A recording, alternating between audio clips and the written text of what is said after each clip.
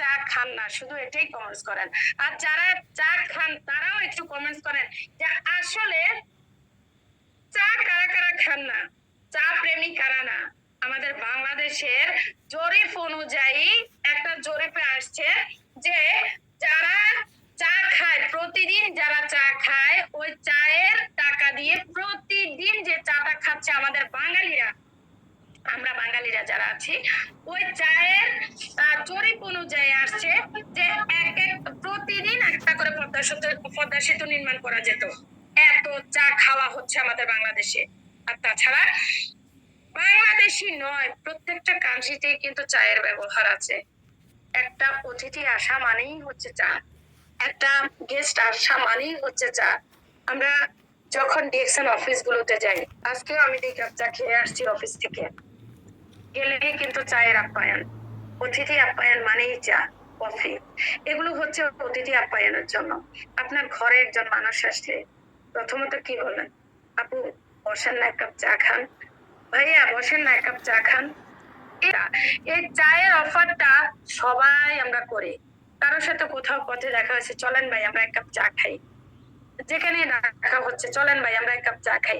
এই চাটা বিভিন্ন জায়গায় বিভিন্ন ভাবে কিন্তু বিভিন্ন দামে কিন্তু সেল করা হচ্ছে।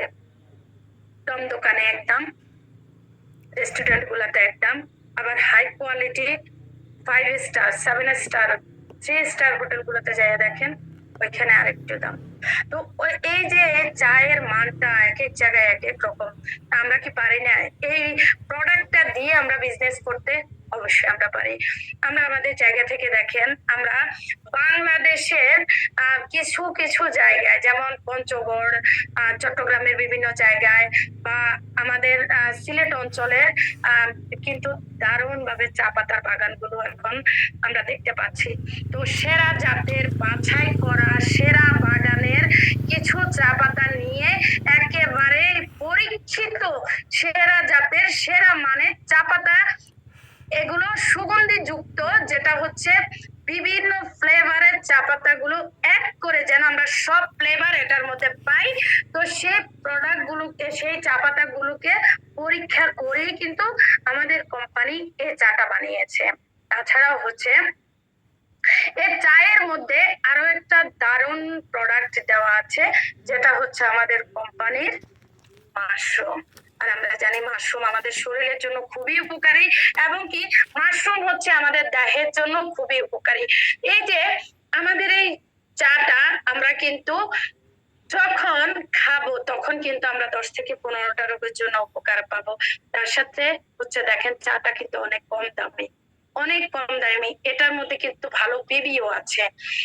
আমাদের এই চাটা খেলে আমরা যদি ভালো থাকি, সুস্থ থাকি, বা আমরা যদি এই চাটা খাওয়ার কারণে যদি আমাদের লাইফটাকে যদি চেঞ্জ করতে পারি, আমরা যে চা পাতাটা খাচ্ছি বাইরের থেকে, আপনি কি বলতে পারবেন সেই চা পাতা থেকে আপনি কতটা ভালো উপকার পাচ্ছেন? ওই চাটা খেলে আপনার ঘুমটা নষ্ট হয়ে যাবে, আর ডিএক্সএন এর চাটা খেলে আপনার ঘুমটা ভালো হবে।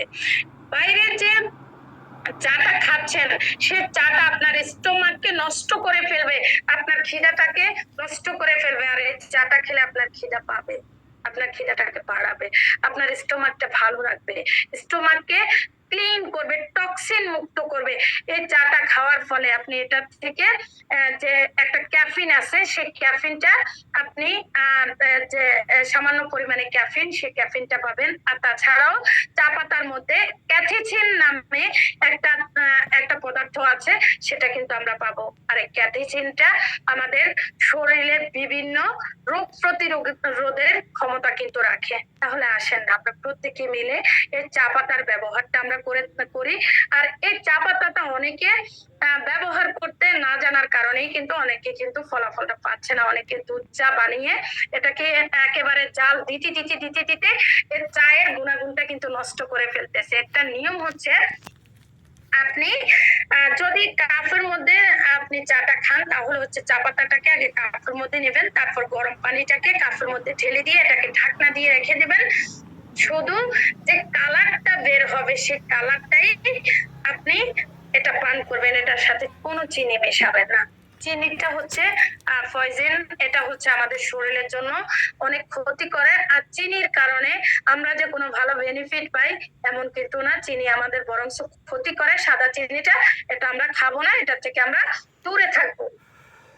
সাদা চিনি মানুষকে ফ্যাটি করে, সাদা চিনি মানুষকে অসুস্থ করে, এটা হচ্ছে আমাদের শরীরের জন্য বিষাক্ত একটা বিষ, এটা আমরা খাবো না।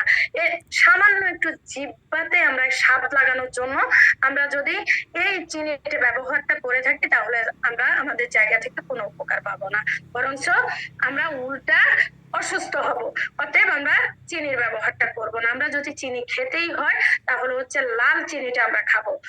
তো এই চাটা এভাবে খাবেন। আর যদি দুধ চাও আপনারা বানান, এটাকে